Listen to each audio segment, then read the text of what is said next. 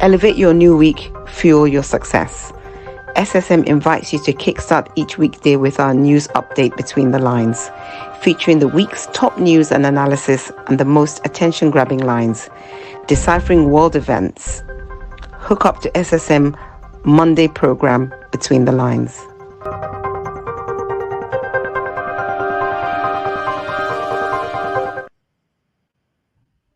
Hello, viewers. Yes, this is Monday, 26th of August, 2024, and we're here on our program Between the Lines. My name is Mark Godwin Iweajuwa, and I have my coordinators of fellow contributors from different parts of the world joining me. Right there in Lagos, Nigeria, is our man Olayinka Raji. Raji, welcome to Between the Lines today, the 26th. Good evening, Mark. Good evening, viewers from across the globe. Welcome to Between the Lines on Monday. Yes, you're welcome, Raji. Glad to be here. We are happy to see you too. You made it through the weekend. Also joining us in Toronto, Canada, Raji, is our man, coordinator, Sir George Chukwu. Sir George Chukwu, you're welcome to Between the Lines. Well, good afternoon, good morning, and good evening, depending on where you're watching from. And I want to say hello to Mark Godwin Iweajuwa and Olayinka Raji. Viewers from around the world, welcome to Between the Line. This is where we make it real and keep it real in our news. Thank you. Keep it real, George. Thank you, George. I like the bow tie. You're looking like from here. You're going for some banquet, some dinner outing. you know how it is. Maybe I'm coming from one.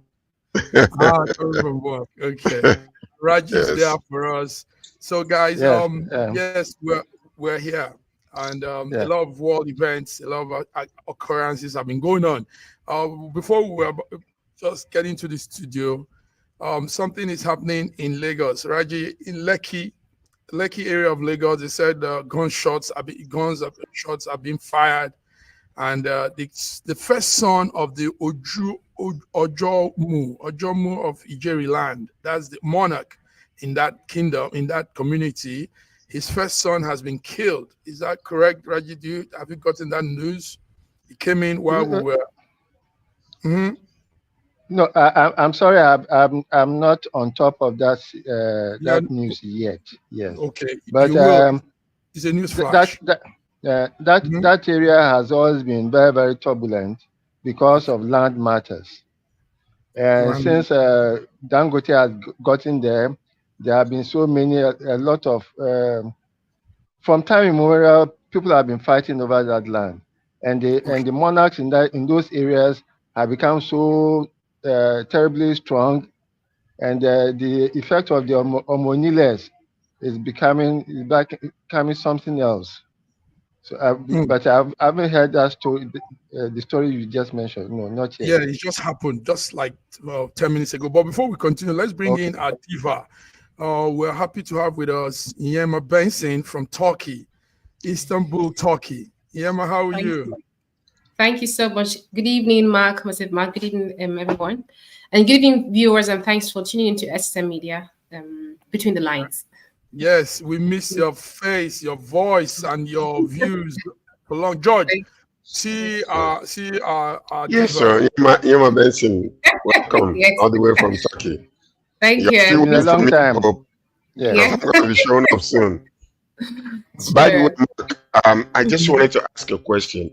Can Olayinka Raji explain to us what Omonile means? What does that represent? What is their function? Because it's very important for the world to understand what Omonile means and who they are and what they do.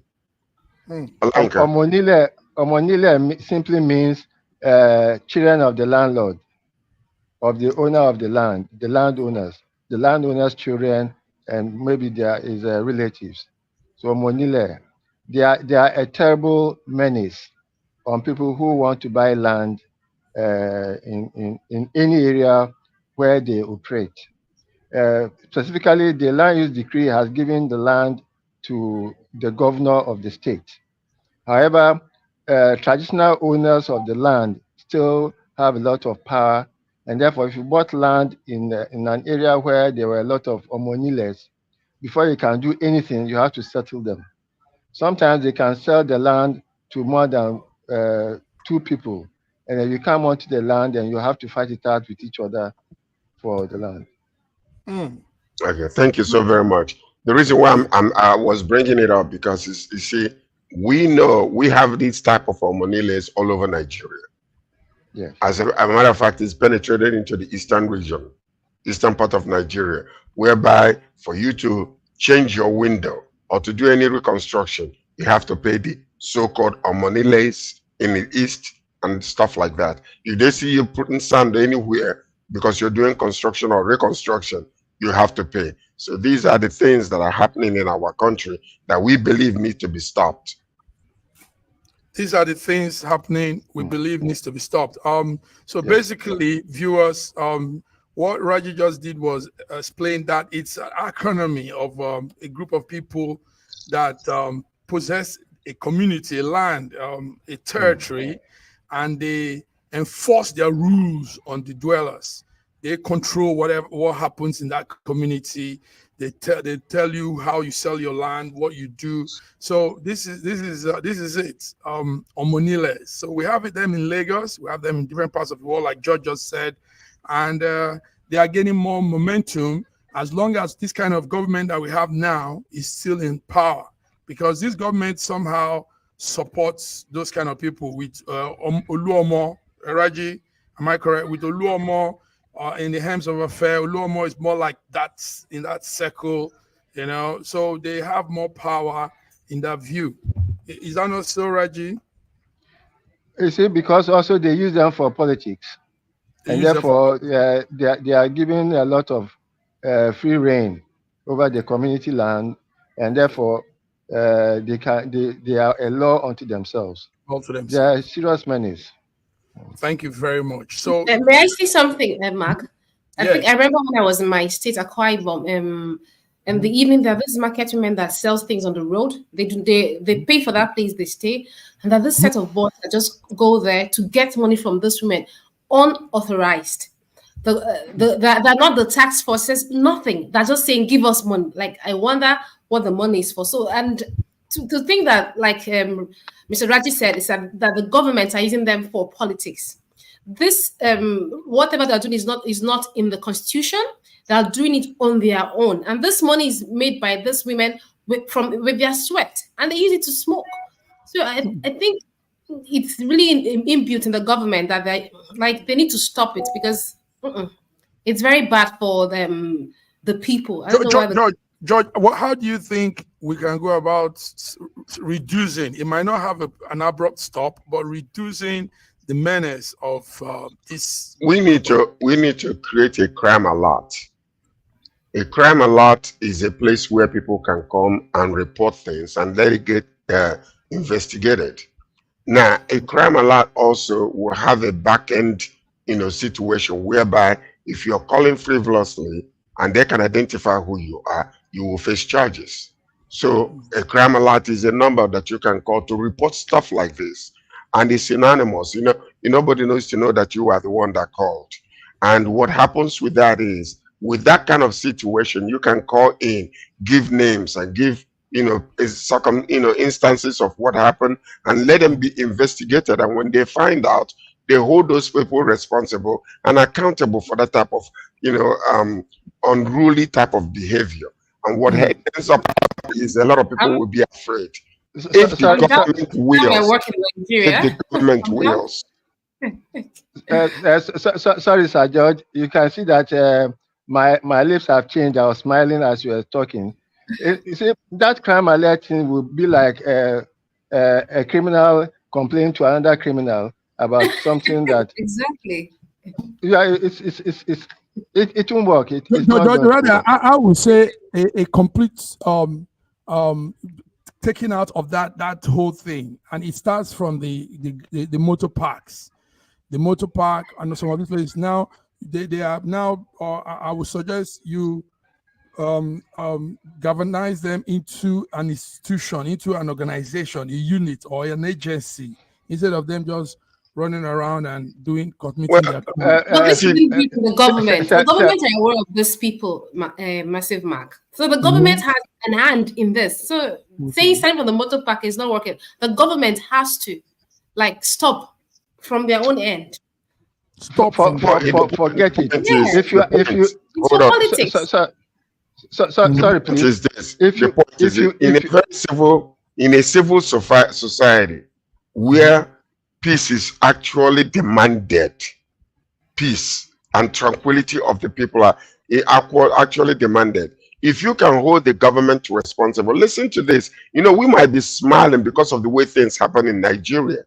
It did not start that way where we are living right now in North America or in Europe or in Turkey, but because people insisted on their constitutional human rights, you know, and then when the government is defaulted in an area, they are called to order and they are held responsible. You know, let me tell you something. As much as a lot of people are not suing the government, when you begin to sue the government outside of Nigeria for violation of certain things that are happening within, and then hold these court people responsible when cases come to them, they will not judge based on who bribes them the most. Then you begin to see clean environment come, orderliness come into a community. But if it's a place where everybody does what they want when they want because they can get away with it, or you pick up the phone and call your neighbor simply because they parked the car in the wrong place, and then you say that they stole your, you know, your TV or whatever, and then they come and arrest them without investigation, then that becomes an issue.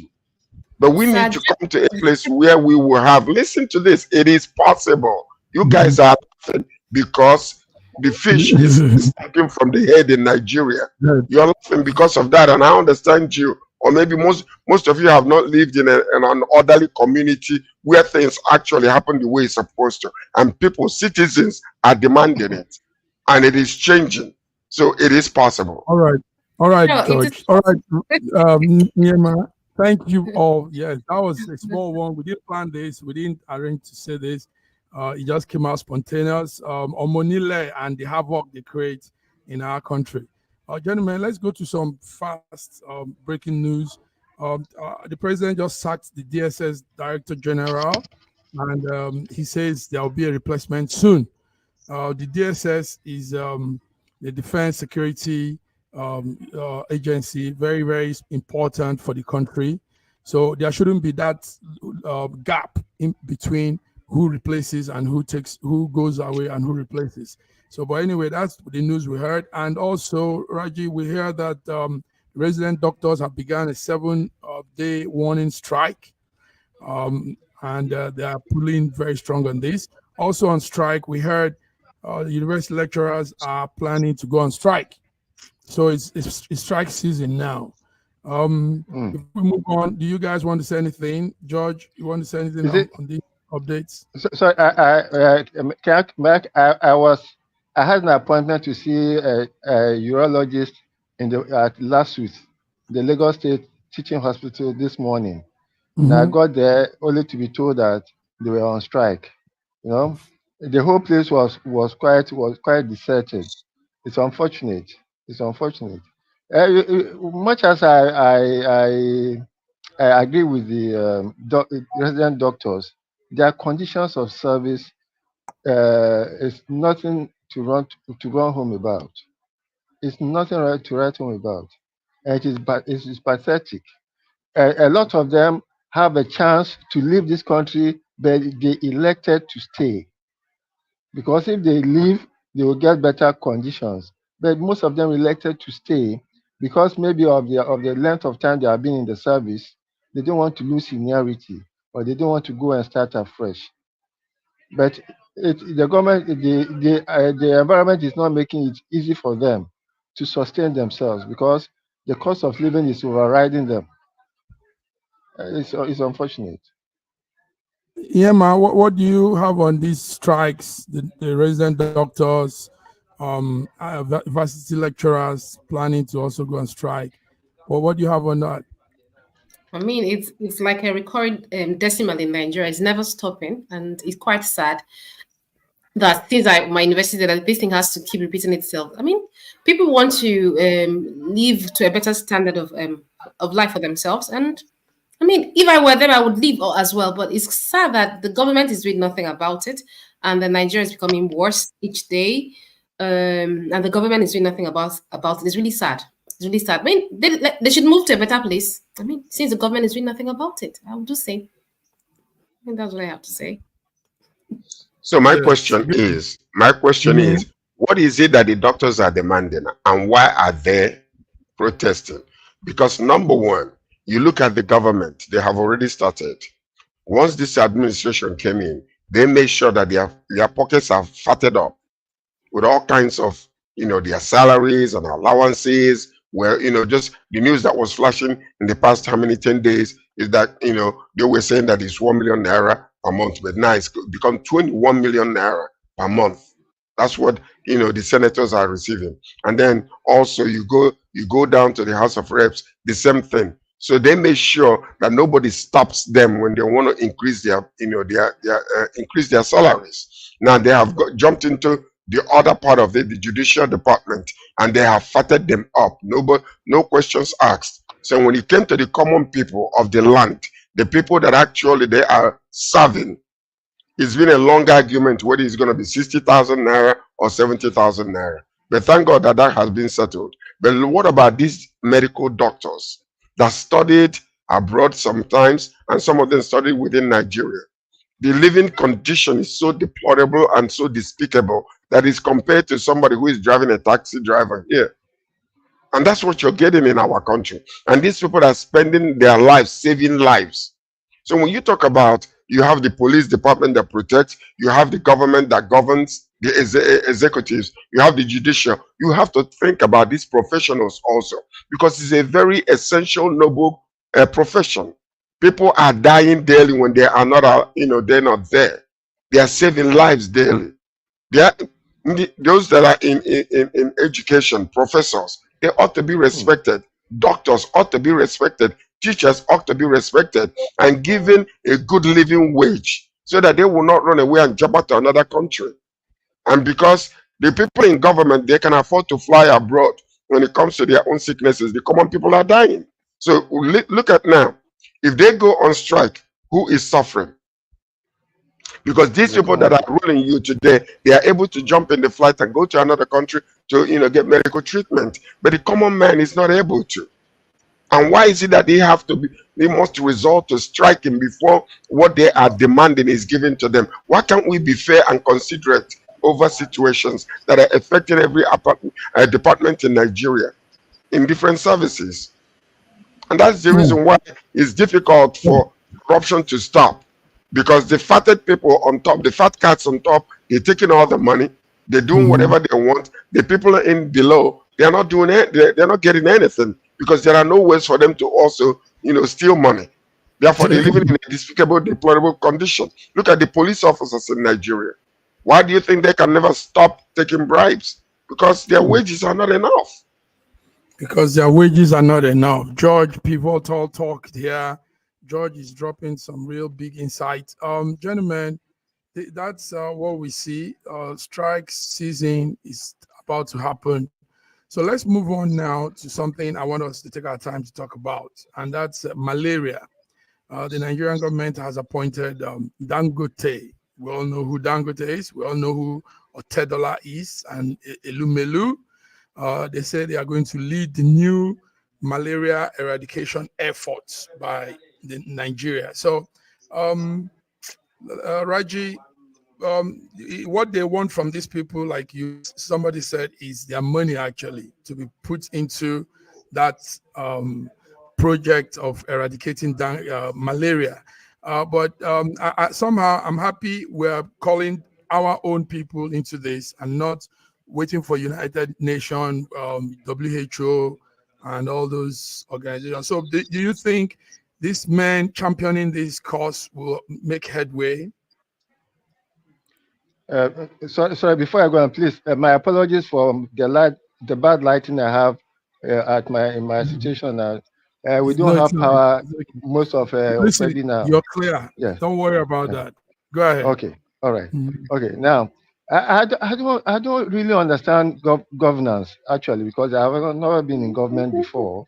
Because I can't see the logic of Dangote, Elumelu, and being at the forefront of eradicating malaria. What they don't have any expertise in medicine. So what is the point? You know, I don't see. So the logic of government is quite strange to me. Anyway, all Okay, right, all right. I'm laughing. Let me finish laughing. Then go ahead. Go ahead. No, no, yeah. No, I'm what I done want to because say is, there what isn't I want much to say, to say. what I want to say is there is an issue actually. Malaria is dealing with Nigerians. We all know. So if we look into ways of helping to to reduce at least the effect and people falling ill from malaria, I think it's a noble cause. Please, Okay. Can I come in here? Hold on. All right, sorry, I can Sir wait a minute. George, just 1 second. You see, Mhm. the issue of malaria is not it's not a problem in Nigeria. Malaria is not a No, problem. no, George, Malaria is not a problem. Now, Raji, I beg if to disagree. hold on, please. If I have to go 2 steps back, malaria was never a problem in Africa. Malaria was a problem to the white person in Africa. But then what did they do? We allowed them to dispense from the potent brew that we used to take that made malaria uh, to be less endemic in Africa. We allowed them to extract quinine, which was the active component in the brew that we used to take, and therefore we now find ourselves getting into a case where every year the malaria parasite started getting to become what do they call it now? To become I've forgotten the medical, so that the quinine destroyed the the quinine destroyed the potency of the brew that we used to take, so that the malaria parasite developed a resistance to those things, and therefore, by the time we knew what was happening, malaria has become a problem. If Okay. what we need to do, yes, okay, please Let go on. me come in. Let me come in here. Let me come in. Okay. Number one. I agree with you 100% that because these people were successful in their own endeavors when it comes to their own businesses, Dangote, Olumelu, and then what's his other Otedola. the other Otedola, just because they are good in what they do does not make them expert in another area. Maybe what they have is the administrative skills to pursue something and see it to the very end. But I would have loved to have somebody like, with all of this bunch of them, where is the medical doctor? Or maybe somebody who is in um, um, um, uh, what do you call the people that produces drugs? A pharmacist who also can, look directly into whatever they are discussing, because these people can bring the business idea into the whole entire thing because they're experts in that area. They're very successful. But what about the medical area, whereby many countries today are introducing some replacement theory? Where are they bringing in a less dangerous malaria and using it to spread around to kill off the other ones? They've been doing it in some other country and it's been working. So these people might not have these ideas. You need a medical doctor and a pharmacist that can see the composition of what can be done in order to eradicate these things. What I'm saying is the government, as you see them, are just what you call, they just publicity a government. They want to have emotion but no progress. We'll call all these big names and everybody recognizes. You partner with them. What are you looking for their money for? What in the world are you looking for their money for? George, what you said is That's a major question. If that is the reason why they bring in them, why is the government looking for their money? Because the government will have enough money, and if they create a complete cycle, people can invest into this, in order to eradicate malaria from Nigeria. So anyway, I don't know the reasoning behind calling these people, because I'm not in line with it. no. I think it's just what you said. They'll bring their expertise, bring their money, they'll bring idea, and like you said, most of these guys, these millionaires, are also mainly outside. most of the time. So they've seen that thing you said. That thing you said is important. It's vital. The anti-malaria mosquito that is brought into the place so that it reduces that active one that causes malaria. Yeah, man.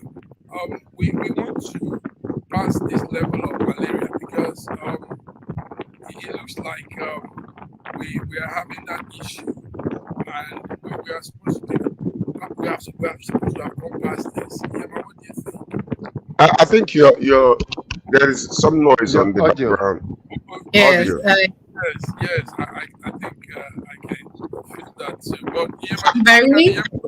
go ahead. I didn't really quite understand what you were saying, but Yes, I'm talking about we should have passed this level of malaria, people still getting beaten by mosquitoes.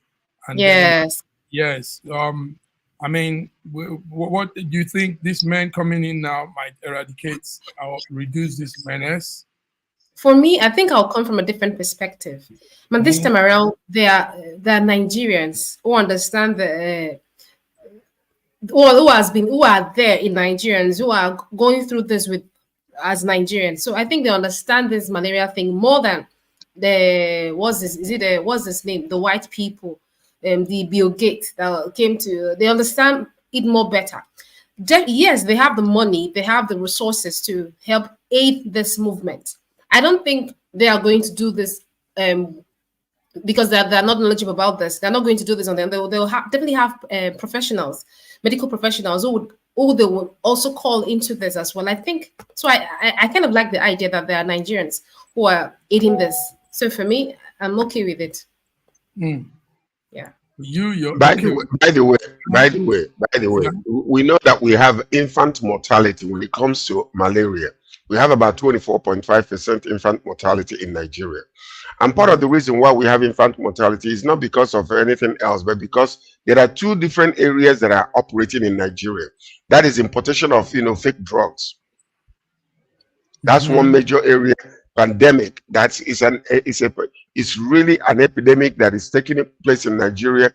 That's the reason one of these what's her name again? That used to be the head of the people that killed. So we need to deal with that area. Number one, we need to deal with that area to ensure that this infant mortality that we are having because of malaria will be eradicated, to make sure that these drugs that are being imported, that they are tested, and ensure that whoever is in charge is not taking bribes to allow billions of dollars worth of drugs get on the streets because somebody bribed you or whatever. That's why they killed that woman. So it's a cartel also in Nigeria that is actually killing many people, and we are laughing over it. It's not good. So number one is, I think they need to turn this around. Just because they are good in one area does not make them good in another area. They have medical doctors in Nigeria. They have different aspects, experts in our country that can take this thing, on, and then work with some others, collaborate together to put Otedola, Dangote, and what's his name together over this situation. It's just publicity stunt, if you ask me. What is it that they can contribute? What do they know from their head to their toe regarding medical names and what goes into drugs? Let's not preempt the plan. It's just it was today they were appointed. Let's see what they will do. I know those men also have their own team behind them and advisors. So, I think so. They will come up with something. Let's hope for good. Let's be hopeful. I mean, the Nigerians this time, not the Bill Gates. Yes.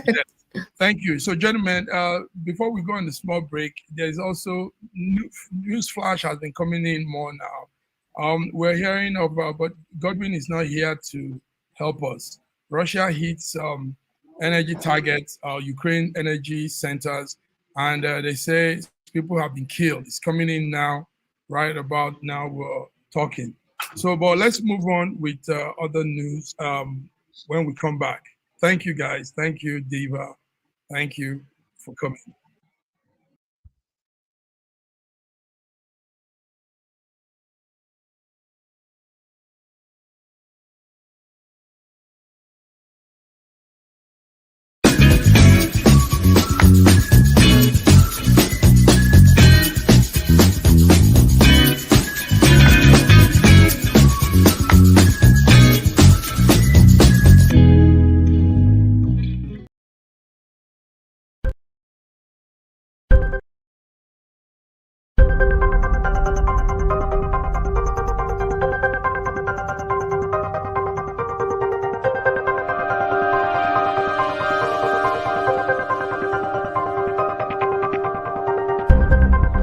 Elevate your new week, fuel your success. SSM invites you to kickstart each weekday with our news update Between the Lines, featuring the week's top news and analysis and the most attention-grabbing lines, deciphering world events. Hook up to SSM Monday program Between the Lines.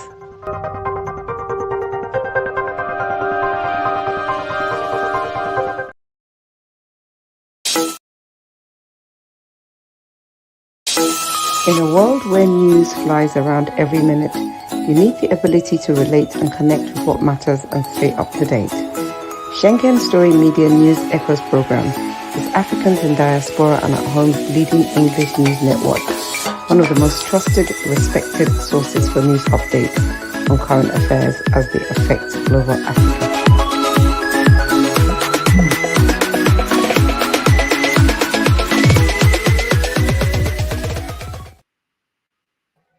George, Raji in Lagos, and Diva Yema in Turkey.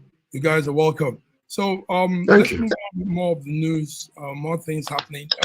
Raji, you have to give us this update. The 20 kidnapped medical students that were rescued during the weekend. First of all, we're happy to hear they've been rescued. But the police also says there was no ransom paid. We don't know how true that is, but also they killed in the process of rescuing those children. Some of the kidnappers were killed. So we don't want to show the video; it's a little bit gruesome, too graphic. But Raji, what's the update on those 20 medical students? Yeah, I'm quite glad to hear that they have been rescued, and I'm also very happy that there was no ransom paid, according to the government. Because if any ransom were paid, then it would be very sad indeed.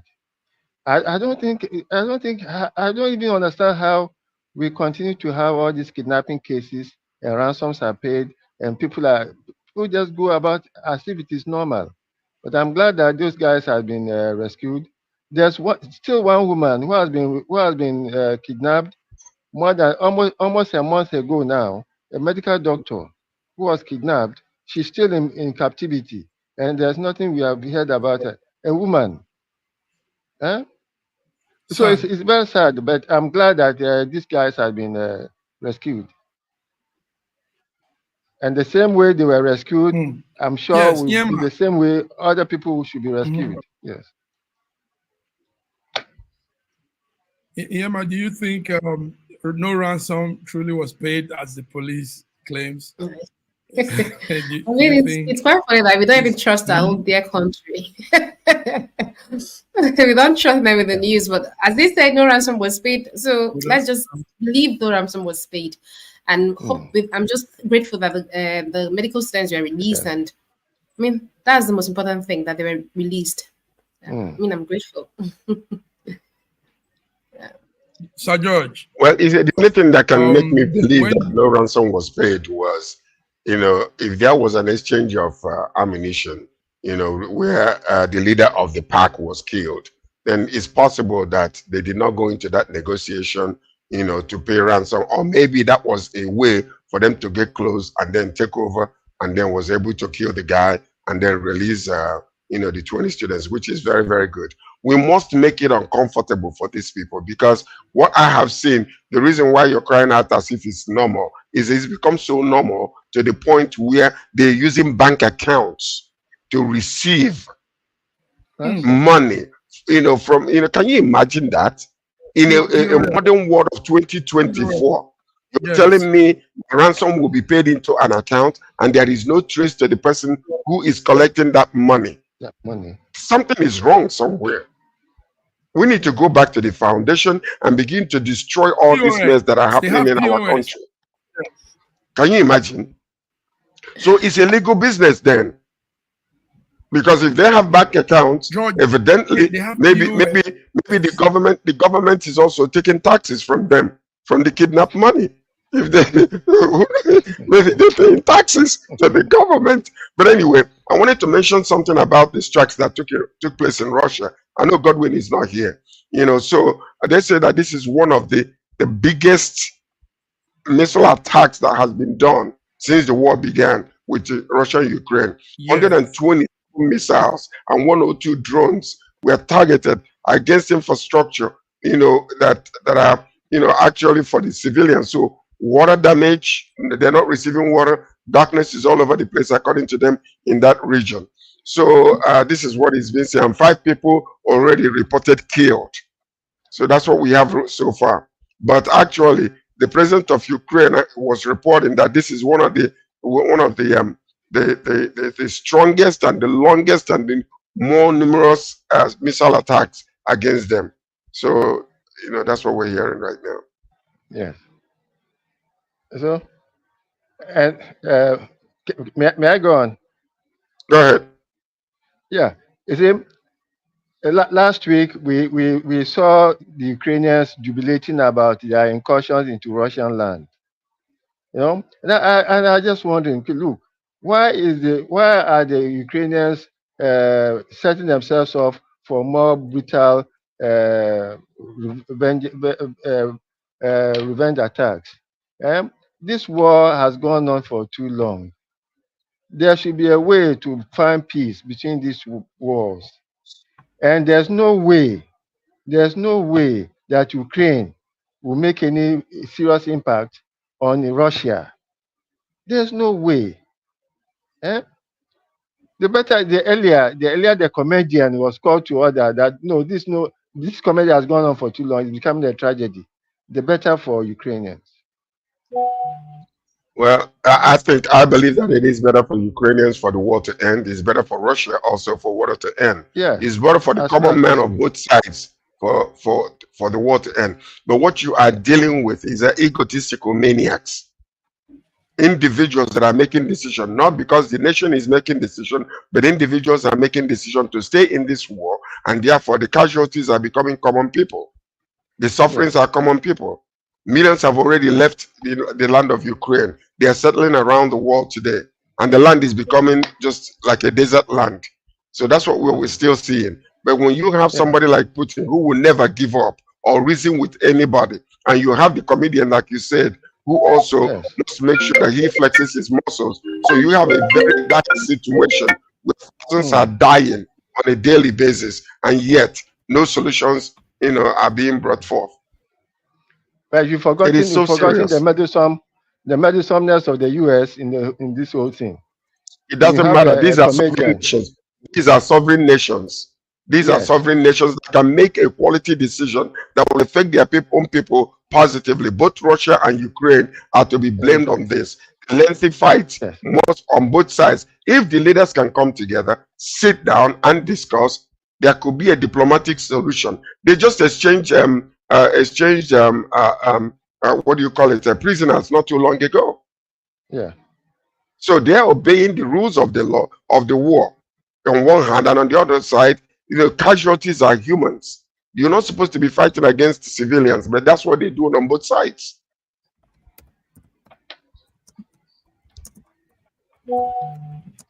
Mark Godwin. Very sad. Can you hear me? Okay. Yes, can you? Yes, we can hear you. Can you hear me? Okay. Yes, we can hear you now. We're having slight glitch.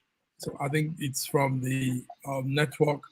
Anyway, yes, George, you said those words well. Let's move on to some other stories. We're still in this kidnap season where people are kidnapped and all that, and we are having more news coming in as you guys are talking.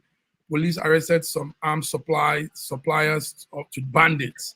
So there's a chain of suppliers, and they get these arms and take it to the bandits in the forest. So this is what they just found in Katsina State. There's a cartel of armed dealers. It's terrible, and these are some of the major issues of the presidency. I mean, a country where the leadership is not looking into the life and security of the citizen. I don't think there's any other job that governance is doing. I don't know. Raji is coming in now that some dealers. They found a cartel in Katsina. Katsina State is not Nigeria, and they say they are the ones that supply bandits with arms. So do you have that story, Raji? Is there anything you have on that? It's not new. There are those we've heard of cases where helicopters were used to drop food for the bandits in the beginning. We know that. So this is not new. This is not a simple supply chain logistic problem. The bandits are not farming in the bush. They have to have some supplies. There are those who will take the money to the market and supply them with ammunition. It's not new. So it's not a new discovery. So I don't know why the government is now making too much of a dance and a song over it. But what are they doing about the discovery? That's what matters. Yeah, I mean, is it not sad that we're saying this? People supplying arms to. I mean, like Raji said, it's not new. I mean, they were still giving them. I'm going there to negotiate with them, right? Giving them bag of rice. I mean, they know what to do. So I think the government are feeding off this whole thing. It's not new. What would they do? Of course, they can do a lot of things about it. The technology is as advanced to a level that anyone can get caught at a second, but they don't want to do anything about it because I'm sure they're feeding off it. So it's not new. Many years ago, there was a case where the head of a police officer had a criminal gang that was going around terrorizing people, stealing from people, but he was in charge of the investigation. And when you had him to investigate himself, because he was the secret head, every opportunity he will just flash the news when making incursion onto these people, and then they will all run. He will let them know ahead of time. When they go there, they take videos of people running. Everybody will disband. They say we have already stopped it. They will slow down in a little bit, and then they start again until finally an outside force was brought in to investigate and find out that the man who was in charge of the investigation was the head of the criminal gang. This is what's happening in Nigeria. You can't see that. You can't see that. All of a sudden, you have all these people going outside of the country, bringing in all these ammunitions and supplying it to the bandits. Who is buying these products from them?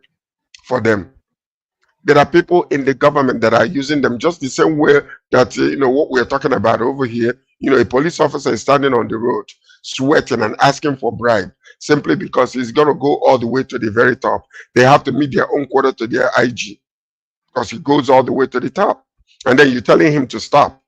And then maybe tomorrow they video him receiving bribe, and he comes to the Inspector General of Police, and then they look at it and they say, okay, yeah, we're going to have to discipline them. They remove them from that place and take them to another place in Ikeja, and the person starts again. That's how it is.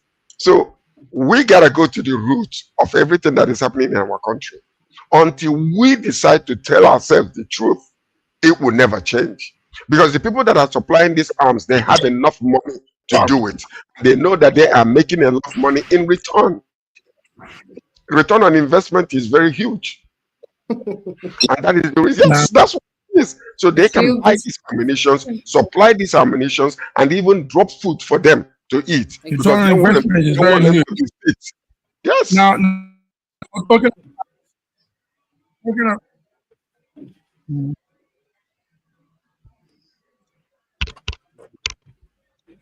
can hear you. Thank you, George. Now, talking of that, Raji, you were analyzing that fracas that happened yesterday in Abuja, where can you hear me? Can you guys hear me? Yeah, yes, we can. Yes, we can. Yes. Raji, can you hear me? Yes. Yes, I can. Yes. Are you talking about the Shiites and the police? Between police and Shiites. Yes. Shiite, yes. Yes. It's a normal thing. It is not the first time it is happening. The Shiites used to be they used to be stationed in Zaria. But when their head was arrested and brought to Abuja, most of them now relocated to Abuja. It is an annual procession that they do. It is not the first time. And it seems to me that the only time when there's a fracas is when the police enter it with excessive force. You know, these people will go on procession. You know their madness will be for one day. Allow them to exhaust their madness instead of trying to control them and then to engage them and to disrupt their process. Let it be there for just one day, and that is all. I think the police have to learn from history, because every year the same thing happens, where there's a fracas between the police and the Shiites. And it is because those who are in the government of the country at the moment, are essentially Sunnis. And the Shiites are the two other sects, the second sect in Islam, between the Sunnis and the Shiites. And it all started from the very day that the Prophet Muhammad died, when there was a succession problem. Yes. And from that time, those who were in support of one process, a lot of them moved from Mecca, and most of them went towards Iran and Iraq. And then those who were successful stayed in Mecca and Medina, and they became the protectors of the shrines of Islam. And then regularly there's a clash between them. There was a time when the Saudi Arabian government was attempting to stop the Shiites from paying, from coming on pilgrimage to Mecca. It almost became a war when the Shiites explained to the Saudi Arabian government that you are not the owners of this holy spots of Islam. You are just a guardian, and therefore you cannot dictate who should or should not come. You know, Okay. so it's the same. It's the same war that they are fighting all over the world. The result of this thing, what we are seeing here, I mean, I understand where Olayin Karanji is coming from, but the report we're receiving from the inspector of police is that this Shiite movement, or what you call the Islamic movement of Nigeria, the Shiites there, that they actually attack the police unprovoked. Yes. So I don't see, in all honesty, I find some truth into this. Because if they're having their own movement or doing whatever they're doing in a peaceful type of manner, I don't see the police going to attack them. For what purpose? Most of the police officers, they're Islams anyway, they're Muslims. So why would they go and attack them? And I believe that when they're there for just maybe to make sure that there is, when you're doing your protest or whatever that you are doing, and you're doing it in a civil manner, not disrupting or destroying properties, I don't see the police going to attack these people. So I believe, especially we have in what you call Muslim ticket in Nigeria, they are the ones now ruling. So whether they are Shiites or other type of Muslim, having issues with each other, attacking the police is a different thing altogether. So 97 people has been arrested. Two officers were killed, and 3 others are serious injury are in the hospital. So this is, and a lot of police cars, I think 2 or 3 of them were burnt down. Were this done by the police officers? So you have to see what is really going on. And the police officers that were killed, where did they get the gun? Why are you out there with guns trying to do a protest? Who killed the police officers? So there must be an exchange of bullets. So we don't have a country where you're going to protest and then you bring out guns. What right do you have to carry arms in a civil protest? So this is something we need to condemn completely. We need to condemn it. Thank you, George. Perhaps you should look at a little bit of history. Where is their leader now? Hold on. Please, where is their leader now? Zaki is still in prison. These people, he has been in prison for more than 5 years, if not more. Why did they put him in prison? Hold on, please. Why? You see, you do not understand, George. You don't understand. You don't understand the friction between the Sunnis and the Shiites. You don't. Yes, the Shiites. It's all about power and domination. Yes, there has been friction long. Yes. We understand that, but just because he's in prison, the question is, did he violate anything to be put in prison? Even in the Muslim. I want you to do a little background check. Do you understand that? You're saying, where is their leader? Why is he in prison? It's just almost like saying right now, Nnamdi Kanu was picked up from Kenya. He's in prison today. We know that the lengthy time is there. There's no comparison between Zazaki and Nnamdi Kanu. No comparison whatsoever. It's a long story. Did they put him in prison? Look, we need the whole 1 hour to talk about this. They say he's masterminded some anti. No, listen to the summary. He masterminded an anti-government protest in, I think that was during Buhari's time, 2006 or 2016, 17. So, but it's an allegation, but they've held him since then, and he's been there. Now, gentlemen, let's move on. While we're still talking of the military and all this, our intelligence chief, we just heard also that now the other intelligence chief, Chief Ahmed Abubakar, resigned also on Friday. And when we see all of this, is our security not being compromised? I mean, people resigning, people being taken off that agency on security. George, what do you think could be happening? I don't know what is really happening, but he's been replaced already by our president. So the point is this: that is, they don't want to leave any vacuum in the place. And this guy was, actually, he was appointed by Buhari's government.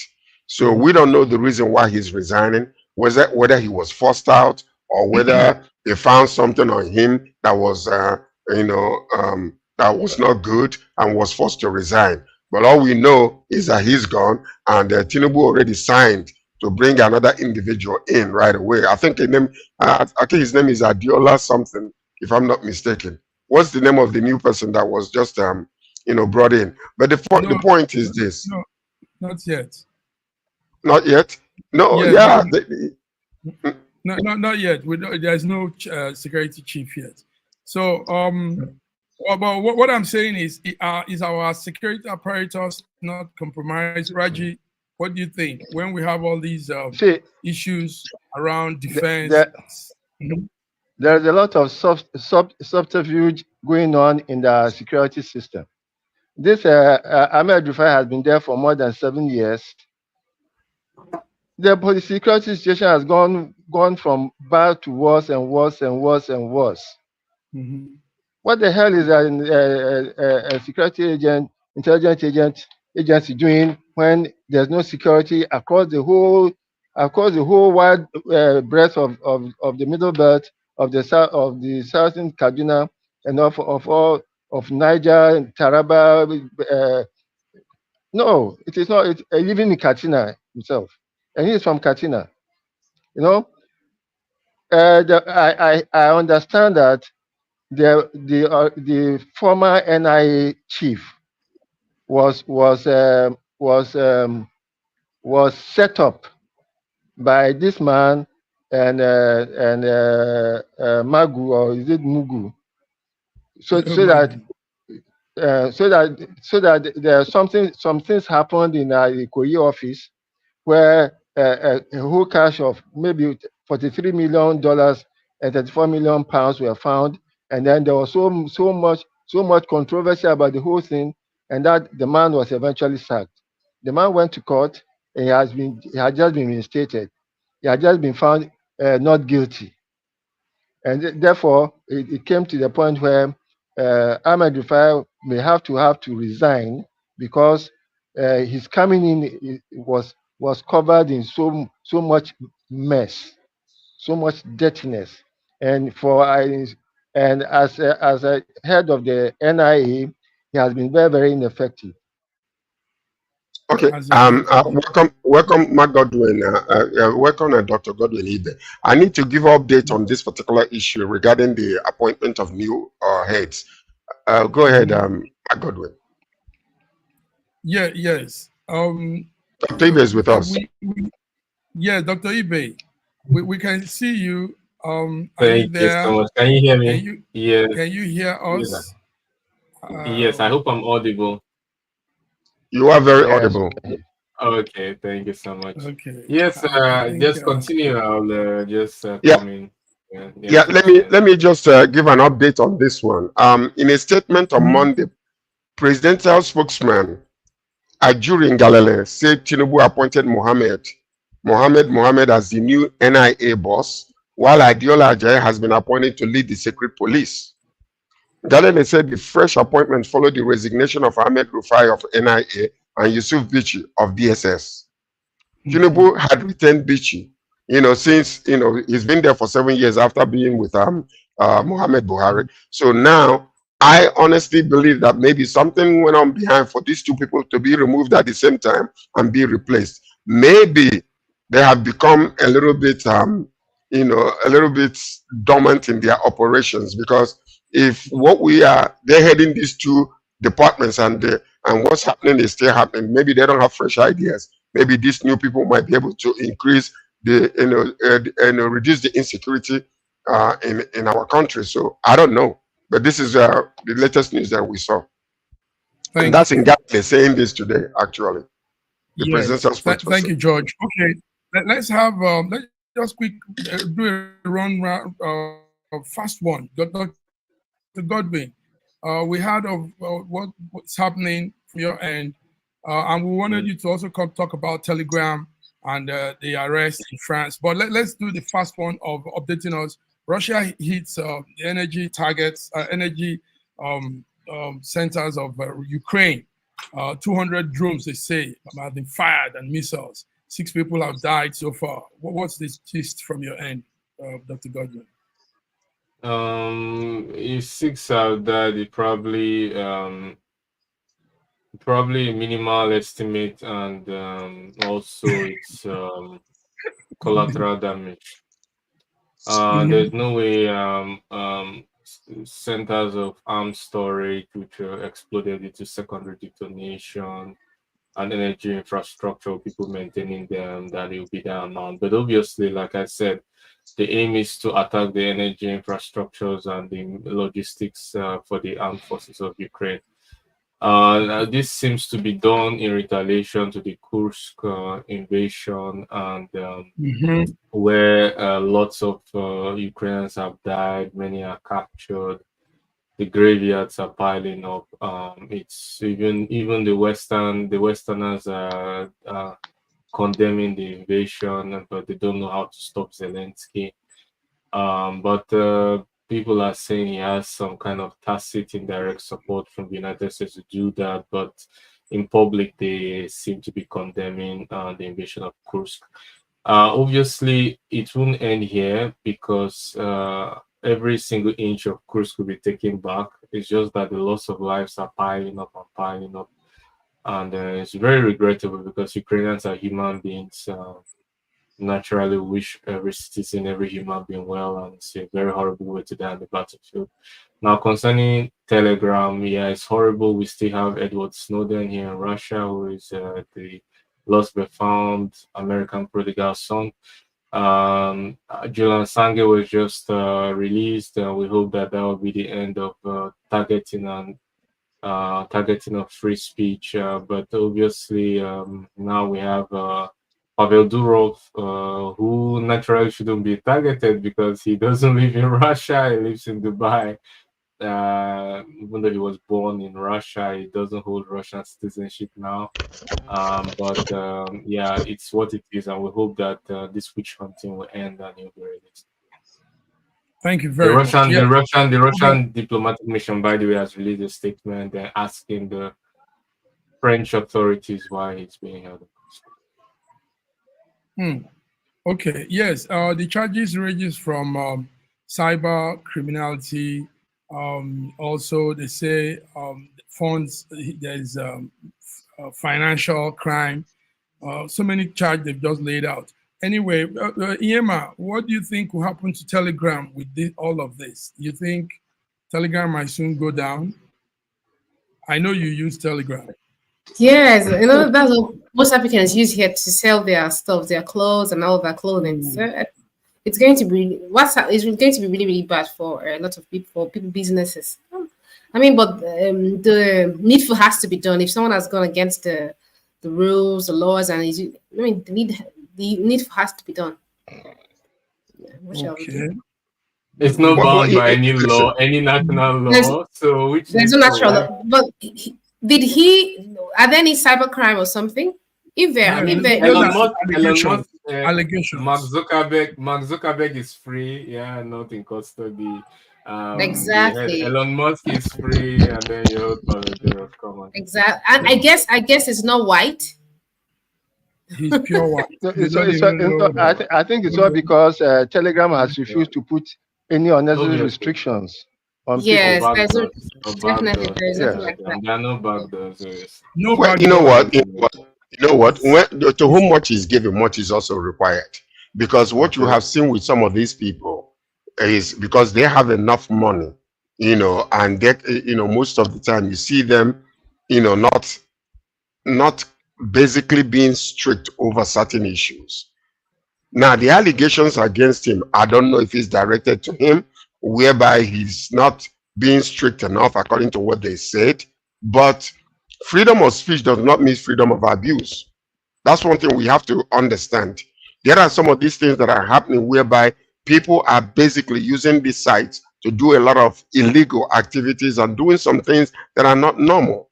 Many people are dying today because of attacks from either peer group pressure or even people when they are put out there, so there must be some laws that will kind of strictly restrict the kind of languages that are being used. And when abuses are found, you're talking about, children's sexual abuse and all those type of things. If it is actually found out and the man refuses, to bring a lot of strict laws or reduce, the trafficking of these type of things, I wouldn't say that it is wrong.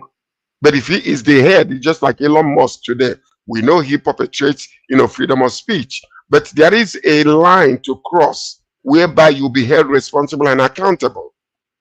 So we need to understand that. So we don't know for sure if the law is against him. The law will either exonerate him or keep him, found guilty, because France arrested him for a reason. It's not just a witch hunt. I don't think. It is a witch hunt. And let me tell you something. There's always a problem. There's always a problem with all these so-called fact checkers, the gatekeepers of free speech. There's always a problem. They all have their political biases, political affiliations, and it all turns out that they do not have all the information to make the judgment, and new information comes out and it renders their previous previous decision partial. The collective intelligence of the community is enough to regulate free speech, and if ideas should be challenged by ideas shouldn't be challenged by censorship, shadow banning, and all of that, or imprisonment. It's a marketplace. If you have a superior idea, you can always present it, and the collective intelligence can vet your idea, and if it makes sense, they accept it. But by destroying the platform, imprisoning them, censoring them, shadow banning them, that is not a way to say it. That is being that's being working with impunity to achieve a particular political aim. There's no way. Everyone has biases in one way or the other. It may be your origin, maybe your school of thought, maybe your upbringing in one way or the other. So the best way to checkmate all these biases is allowing freedom of ideas in the marketplace, and let the community or the collective intelligence choose what stays and what leaves. So no one should exalt themselves to the point of God. Can I ask you a question, Dr. Godwin? Dr. Godwin, let me just ask you a question, Dr. Godwin. Was there a time that Russia sanctioned this man, Durov? Was there a point in time when he was sanctioned? Yes. Okay, so yes. was it okay to be sanctioned at that time? And it is not now. It's never okay. It's never okay. Look, I'm giving you my opinion. You're asking me about Russia. I'm not Russia. I'm only because you're making a nation as if what is done is okay. Let me give my answer. No. Listen. Yeah, go ahead. You're going political, and I'm going principle. My principle. Let me just finish what Sir George said. My principle is to allow free speech. However, even the Prime Minister of Russia, Medvedev, told Pavel Durov, you have to release people who violate the law. Otherwise, you will have problem. If it's not in Russia, you have problem elsewhere, because in every country they will kind of try to want to limit you according to their national laws. But Pavel Durov has the policy of cooperating with government agency only to the point where it does not reveal confidential information or goes against user privacy. So he doesn't allow backdoors. He doesn't reveal. He allows the people to police themselves in a way. So that's why we know Telegram doesn't have any backdoor. Anyway, viewers, you're listening to gentlemen talking between the lines. We're talking about the Telegram that has been that is having issues. Pavel Durov was arrested by the French authority. Let's see what happens as the week proceeds. Gentlemen, let's take it up from here. There were other things we would have talked about, but our time is gone and we have to go, because we were to talk of also a Nigerian blogger. I don't know if I call him a blogger. Is called P-Dom Bristow. From Rivers State. He's also been arrested. They say he's an anonymous whistleblower on X, former Twitter, and he's creating some security crisis for Nigeria. So he's presently also being held. We would have talked about that, but maybe on Wednesday we'll talk about him. So let's go home now. Raji, thank you for coming. Yes, that's the man there. George, thank you for coming. Let's come Wednesday. More issues, more things to talk about. Godwin, thank you. You put a lot a lot of insight there. Thank you for tuning in too. All right, so viewers, that's it. Between the Lines, 26 August, and we've done our thing. See you guys on Wednesday. Nyama, it's very refreshing to see your face. Yeah, man. Let's do it more often. Yes, sir. Let's see more. Thank you so much. I can't. All right, guys. Thank you.